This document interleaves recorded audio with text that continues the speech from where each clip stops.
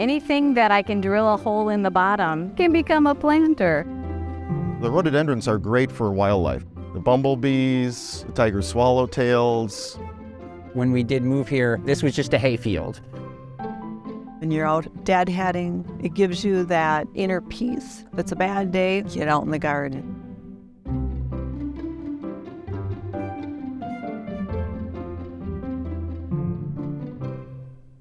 Hello and welcome to another episode of Great Gardening. I'm Isaac Quick, your fill-in host for this evening.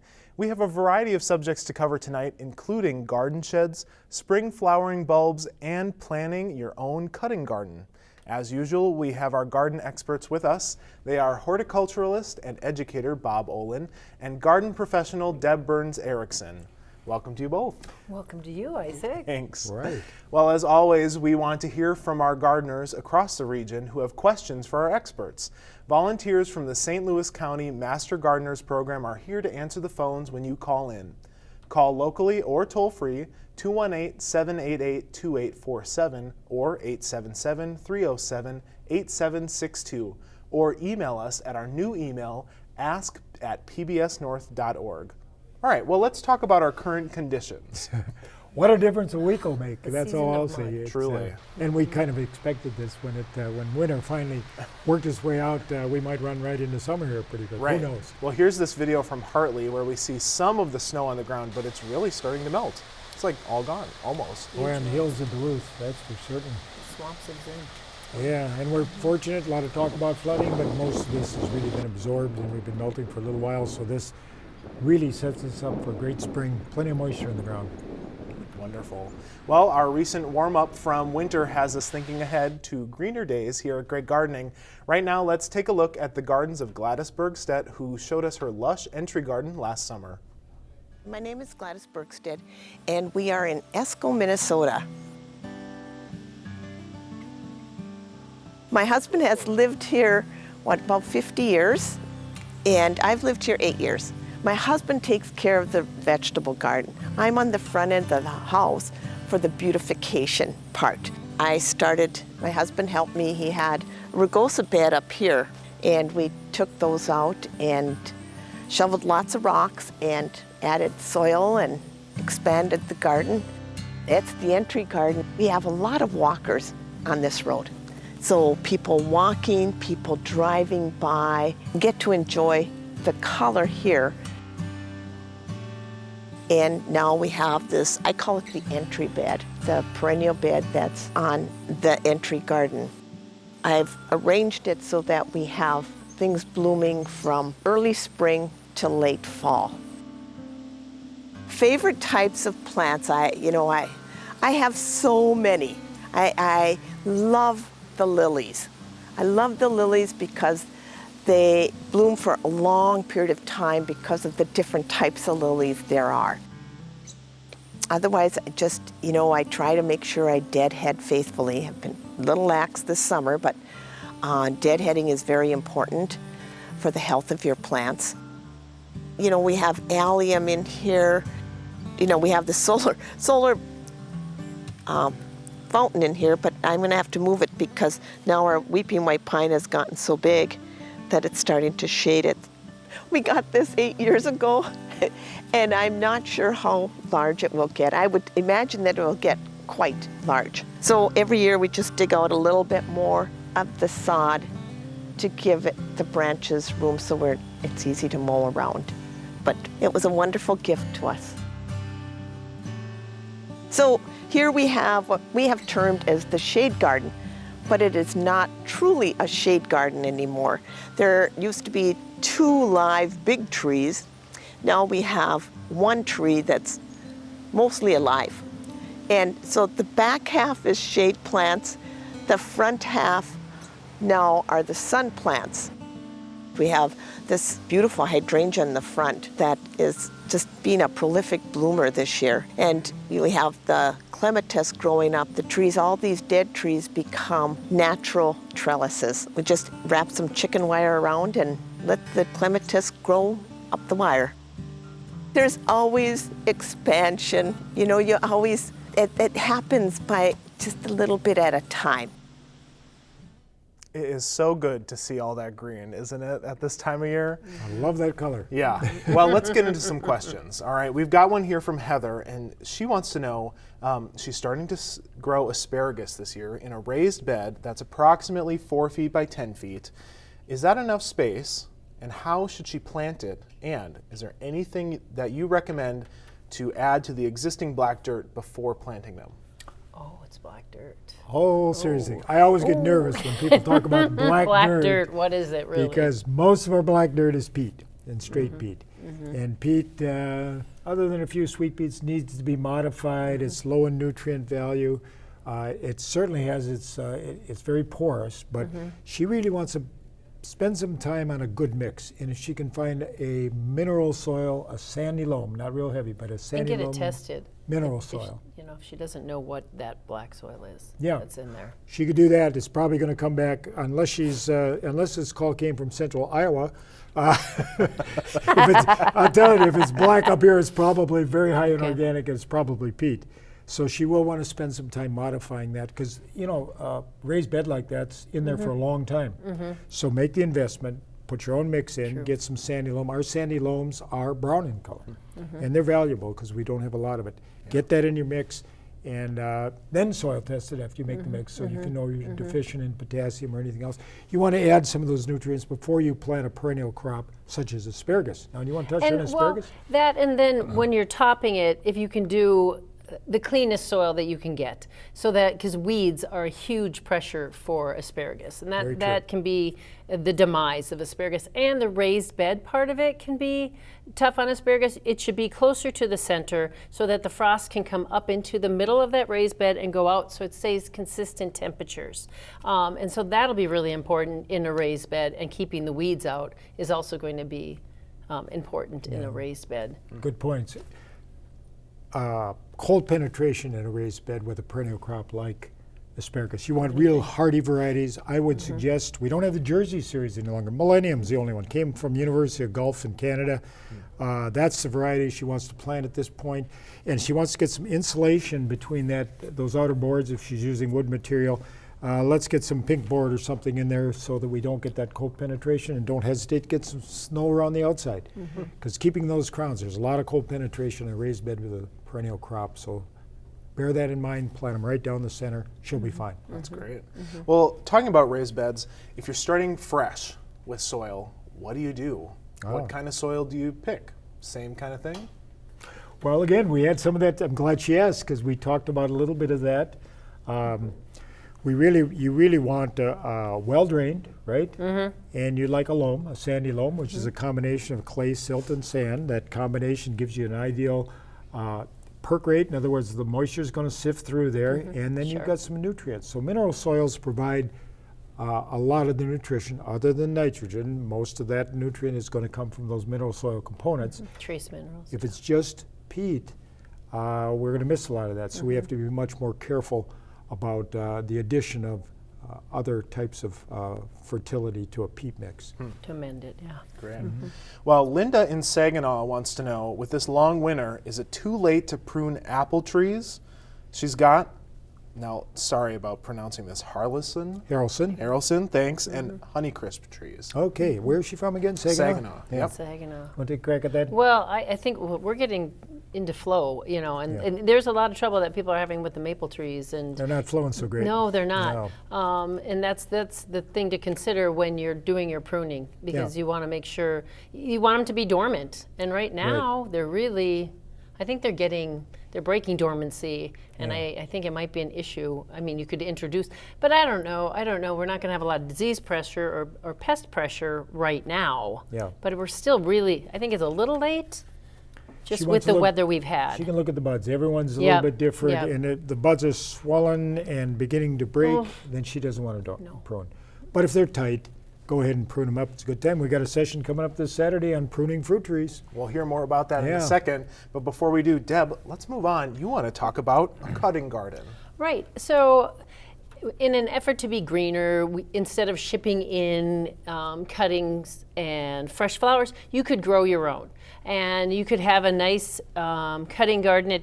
You could have it in a container, you can have it in a raised bed, you can have it in a regular bed. And there's lots of choices for what you can put in. You can start thinking about it and dreaming of what your favorite bouquets contained when you do get them. And then you can start thinking also about what you already have. Do you have perennials? Do you have shrubs that are good bloomers or provide you extra foliage?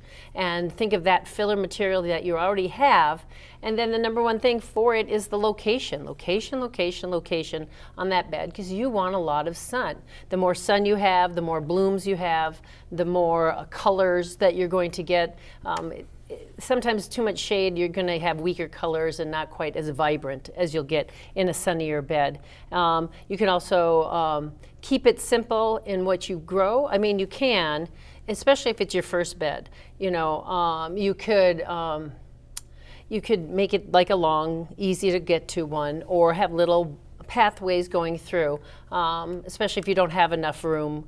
A smaller one is going to get you something.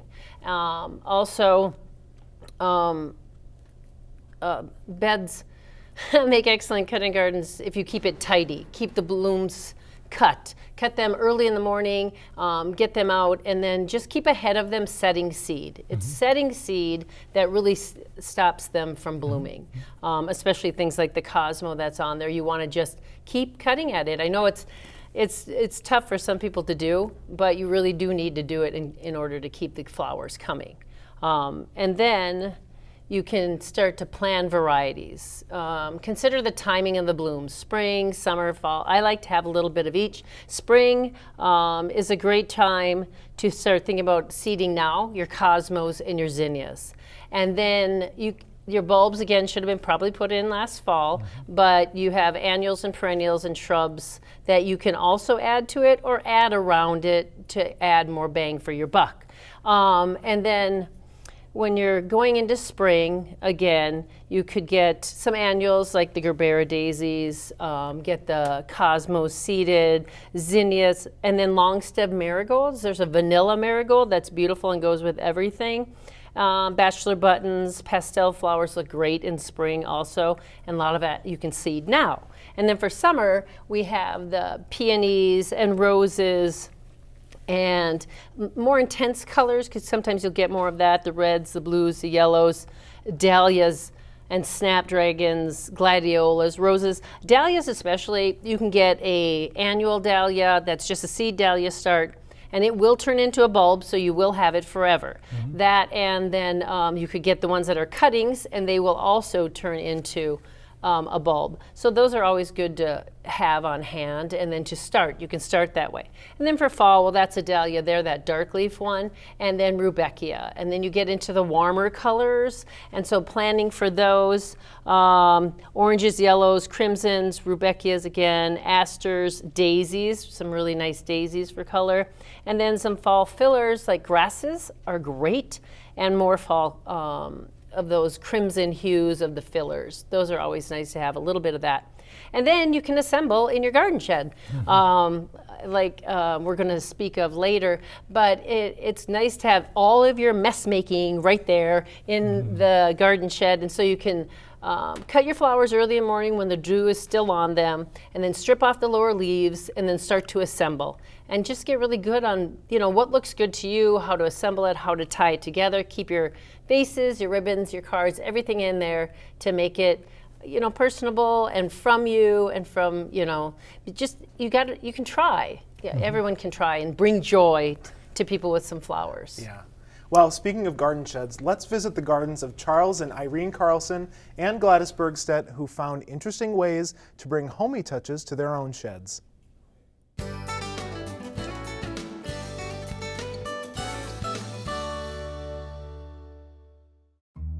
My shed. I am able to come out here and work and transplant plants and make a mess and have a place to put everything. It keeps the cars in the garage because I have a place to put my garden tools. This was built for me by Duluth Shed. This is the second shed I had them build. It is just absolutely wonderful. It's kind of just a cute little garden shed. But we did trade vegetables and pickles and salsa for most of the lumber to build it. I was gonna start out a lot of my seeds and stuff in it, but it tends to stay a little bit cooler in there, so then you really have to put heat on it. But I wanted it to kind of feel like a little country grocery store, kind of where you'd come in, a little market, and just enjoy yourself and look at the little antiques. And we have old reading material in there from the 1912s and stuff. It's just kind of fun, kind of experience for all of our friends to just come over and sit and visit.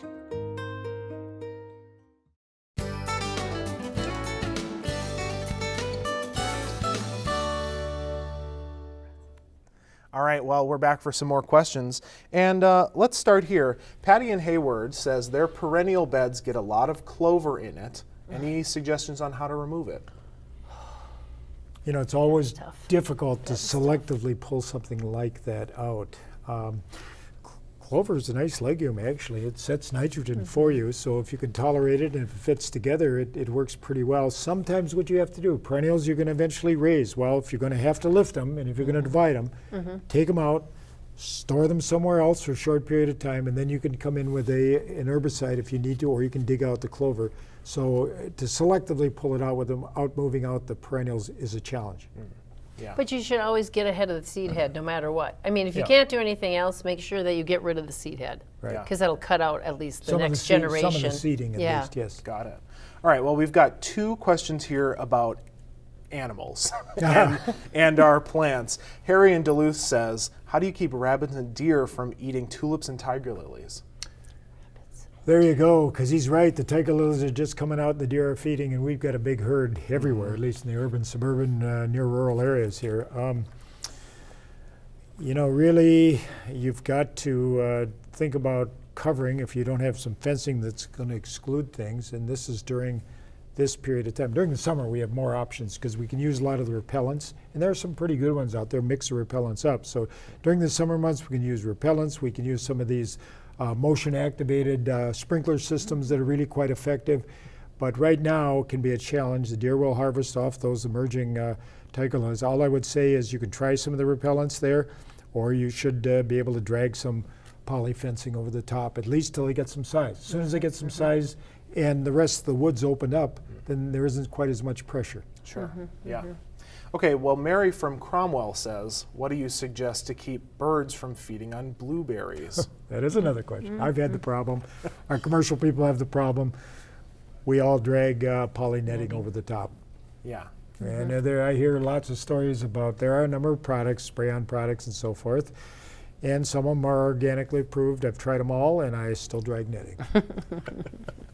All right, Bob, let's talk about spring flowering bulbs. Okay. It's that time, isn't it? And we're going to see more and more of them. There's a sign of spring. When we talk about naturalized, there's our daffodils or narcissus, and that's the one spring flowering bulb you can plant once and be around 5 years from now, 10 years, maybe 20 years from now. Scilla, of course, these are wonderful, early emerging, nice carpet area, nice and hardy, and those will be some of the first that are going to be up and add a lot of color. Hyacinths, I think they're overlooked. Hyacinths jump early, and there's a lot of color with the hyacinth. Here's a lavender variety, but there's also white and pink and some now bicolor as well. So don't overlook the hyacinths. Everyone plants tulips. Here's a tulip as an example. The hyacinths are going to be more hardy and will jump earlier than the tulips. Tulips are great, but you might want to treat them almost as annuals because we don't really have the opportunity to recharge the bulb. Believe it or not, our summers are a little too warm for that. So they're all coming soon, and most of these should have been planted last fall, but you can force them inside. It's very difficult to get bloom if you plant them in the spring if you didn't get the bulbs in the past. Yeah, yeah. Spring cleanup, right? We're talking about that. It's coming. We're getting rid of the snow most places, and just a couple of words to the wise. So much moisture, particularly this year. There's, the soils are super saturated. Stay off. You get compaction. Once you get compaction, then that really slows down all the root growth and so forth. So stay away for a little while. Make sure they dry down. Then you want a light rake to take off the litter. There's going to be plenty of that. There are a lot of branches dropped. That is a garden rake there on the left. That goes in your garden. That does not go on your lawn. You want a fan rake. You don't want to do any damage to the lawn. And at this point, you can start reseeding lawn areas. Remember again, common bluegrass in the full sun takes 3 weeks to germinate. You got to keep that bed moist. It can dry down very, very quickly. Reseed early, and by the time you get to mid-season, you'll have a carpeted lawn back. Stay away from all the fertilizer early in the year. Seedlings, of course, we always want to stay away from it until they've emerged. You cut the lawn twice in that area you seeded, then you can use some fertility. We do need fertility for our common bluegrasses, and you want to wait. Again, I tell people, mow it once, mow that lawn once, and then you know that that plant will be able to pick up all the fertility that you apply. Great time to soil test. Go out there and soil test both the lawn and your gardens. You can pull samples now and get them into the labs, and you can send them in. Just Google U of M or UW soil testing lab. They'll give you all the instructions. Sample now, mail them in now. The results will be back to you before you have to plant, so you can do any adjustment to soil fertility that you need. Perfect. Thanks, Bob. That was great. Well, here at the PBS North studios, we added an interesting feature to our front lawn. Let's take a look. Over the summer, PBS North built raised garden beds. We collaborated with Garden du Nord, a Two Harbors business who transported the materials and built the raised bed for us right in front of the PBS North studio. Our new garden has 6 beds and can hold around 170 cubic feet of soil. And when spring comes, employees of PBS North will be able to grow on our grounds and bring a beautiful centerpiece to our front lawn. We'll keep our viewers up to date on our social media channels. Follow at Great Gardening PBS North as our garden grows. All right, well, Bob, you've got an event for us on the community calendar. We are so pleased because we're doing a spring gardening extravaganza down at the depot. There it is this Saturday. We are very full. We have twice the number we had last year. We already have 200 pre-registered, so still have a little bit of space. If you're interested, and Deb's going to be there, I'll be there, but in addition to that, we've got a tremendous number of designers. We've got so many very competent people. They've all volunteered. It is going to be a very, very full day. Lots of workshops for everybody, and this discussion on cottage gardening. And you'll get a resource book. Deb, who contributed to this, one of our authors, she gets the first copy off the press. They were just bound about 2 hours ago. So if you're interested, Google Spring Gardening Extravaganza, sign up online. If the online registration is full, as I anticipate it will be very soon, we will still be able to take a few walk-ins that morning up. It's going to rain, but we are going to have a full house and a very good and enjoyable day. I want to thank Deb. A lot of unique stuff being presented there. Different. You got people want to have it a little bit different. It's going to be fun. Sounds like a great way to spend a rainy Saturday. Yeah, just get ready to go, and you can get your soil test information, your information on pruning your fruit trees, and your information on soil fertility, planting, cottage garden perennials, trees, shrubs, flowering material of all types. It's going to be really a good day. And our designers and consultants are going to do individual consultation without charge if you have specific issues or you want some design help. Yeah. That's great. Well, we have a few minutes for some last-minute questions here. So Jerry in Duluth wants to know, similar earlier, how do you stop deer from eating petunias and vegetables? Same idea as before? Well, you know, I mentioned repellents. This is where you want to be very careful. If you're going to use any repellents on an edible in particular, make sure it's on the label. Some are approved, some are not. I think that you want to use some caution there. I think a perimeter, don't you think, around your area? If you can fence, and people laugh all the time at me because I build lots of fences and I'm building them higher and stronger now with age. So you get them fenced off certain areas and then you don't have any problem. Repellents, we've got some effective repellents out there. They need to be reapplied. You want to mix the active ingredients. And also, if you happen to have a good guard dog, that helps as well. But they are really an issue, and they've come off a long, cold winter themselves. Yeah. So be very alert, don't you think? Because there can be a lot of damage very early. Yes. And just try to do what you can at this point. Yeah. Any thoughts? Manage them. I've heard people try to manage their trail, and if you can get them away quickly, early in the spring. Sometimes they like to travel on their deer path, so if you can get them to stay away early, then you can cut out some of the pressure. Yeah, I would say don't take them ever for granted. Deb, no. Deb knows the story. I had literally a pickup load of tomato transplants this morning, and they feed night and day. I'm well aware of that. I went in for a cup of coffee, had them in the back of my truck. When I came out, I lost all of them. We were talking maybe 1,000 transplants. So I have this wonderful love-hate relationship with these animals. So don't ever assume that you don't have deer in the area or they're going to stay on their Right appointed path, pathways. Yeah, right. Well, thank you all for tuning in to Great Gardening tonight. If you want more of our show, you can follow us on Instagram at Great Gardening PBS North and like PBS North on Facebook. On our YouTube page, we're always uploading full episodes, more videos, and even YouTube shorts. So be sure to check us out there at youtube.com/greatgardening. If you missed any part of this show, it will be posted there and the PBS video app tomorrow. Thanks, Bob and Deb. You two were great tonight. And so are you, Isaac. Thanks so much. Well, once again, I'd like to thank our phone volunteers from the St. Louis County Master Gardeners Program for all their help tonight. And from all of us here at Great Gardening, we'll see you next week and enjoy the garden.